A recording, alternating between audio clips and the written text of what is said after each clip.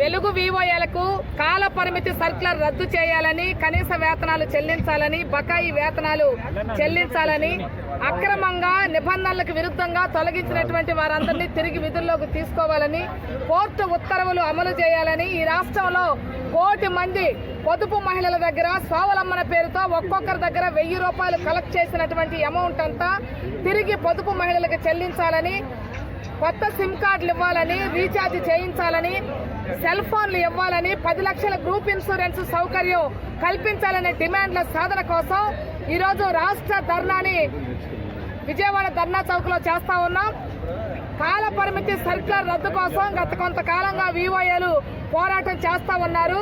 ఎన్నికలకు ముందు తెలుగుదేశం పార్టీ పెద్దలు వర్ల రామయ్య గారు, పోలిట్ బ్యూరో నాయకులు వారు మా ధర్నా దగ్గరకు వచ్చారు. జనవరి 30, 31, 2024లో 36 గంటల ధర్నా ఇదే ధర్నా చౌక్ లో చేశాం. ఆ చేసిన సందర్భంగా వర్ల రామయ్య గారు మా సభ దగ్గరకు వచ్చారు. వారు ఆ రోజు చెప్పినటువంటి మాట ఏమిటంటే, చంద్రబాబు నాయుడు గారు స్వయంగా వారి మాటగా చెప్పమన్నారు, నన్ను ఈ ధర్నా దగ్గరకు పంపించారు. తెలుగుదేశం ప్రభుత్వం అధికారంలోకి వచ్చిన వెంటనే ఈ కాల పరిమితి సర్కులర్ ని రద్దు చేస్తామని చెప్పమన్నారు అని చెప్పారు. వారి మాటగా చెప్పమన్నారని చెప్పారు. ఎన్నికలు అయిపోయి తెలుగుదేశం పార్టీ అధికారంలోకి వచ్చింది.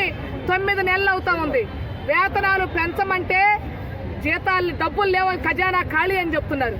కానీ కాల పరిమితి సర్కులర్ రద్దు చేయడానికి ఏ డబ్బులు అక్కర్లేదు, పేపర్ మీద సంతకం పెడితే చాలు. కానీ ఈ పని కూడా ప్రభుత్వం చేయడం లేదు.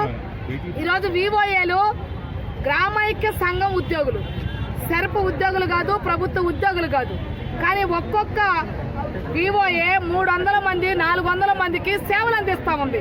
ఈ సేవలు అందించడానికి ప్రభుత్వం 8,000 రూపాయలు ప్రభుత్వం వేతనం చెల్లిస్తా ఉంది. డైరెక్ట్ గా వివోఏ కూడా ఇవ్వడం లేదు, గ్రామైక్య సంఘాలకు ఇస్తున్నారు. గ్రామైక్య సంఘం లీడర్లు ఈ అమ్మాయి బాగా పనిచేస్తుందని తెలిస్తేనే ఇచ్చే పని చేస్తున్నారు. కానీ వీళ్ళ మీద ఎలాంటి పెత్తనం లేకపోయినా 3 సంవత్సరాలకి వీళ్ళని తొలగించేసేయాలనే పద్ధతిలో సర్కులర్ ఇచ్చారు. గతంలో మేము ఆందోళన చేసిన సందర్భంగా మేము మరలా మిమ్మల్ని కొనసాగిస్తున్నామని చెప్పారు. ఇప్పుడు మరలా 3 సంవత్సరాలు దాటిపోయింది. 2025 డిసెంబర్ నాటికి అందరూ బయటకు వెళ్ళిపోవాలని చెప్తున్నారు.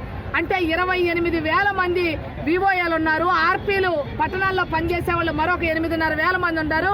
వీళ్ళందరూ కూడా ఇంటికి వెళ్ళిపోవాలి, మేము కొత్త వాళ్ళని పెడతామని చెప్తున్నారు. ఇది ఎక్కడ న్యాయం అంటున్నాం? 25 ఏళ్లుగా పనిచేస్తా ఉన్నాం, ఈ పనికి అలవాటు పడ్డాం. వస్తున్న జీతం ఎంత ఇచ్చినా గానీ దీన్నే నమ్ముకొని జీవిస్తున్నటువంటి వాళ్ళు ఉన్నారు.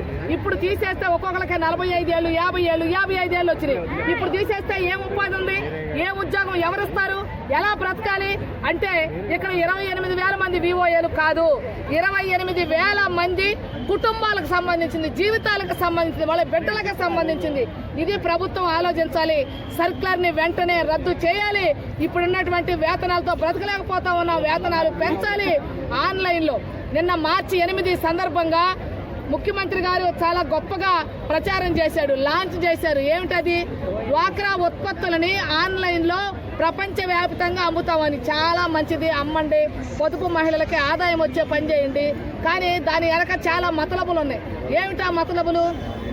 ఒక్కో సంఘం నుంచి 3 తప్పనిసరిగా మనిషికి 100 రూపాయలు పెట్టి కొనాలని నిబంధన పెట్టారు. వాళ్ళు కొనకపోతే మన గ్రామ సమాఖ్య లీడర్లు ఎవరైతే ఉన్నారో, మన వివోఏలు ఎవరైతే ఉన్నారో, ఆ సంఘాలు చూసేవాళ్ళు, ఆ వివోఏలు తప్పనిసరిగా వాళ్ళు కొనకపోతే మీరు కొనండి, లేకపోతే వాళ్ళతో కొనిచ్చండి. అంటే ఉదాహరణకి 30 సంఘాలుంటే 33 90 మందితో వీళ్ళు కొనించాలి. వాళ్ళు కొనకపోతే ఈమె కొనాలి.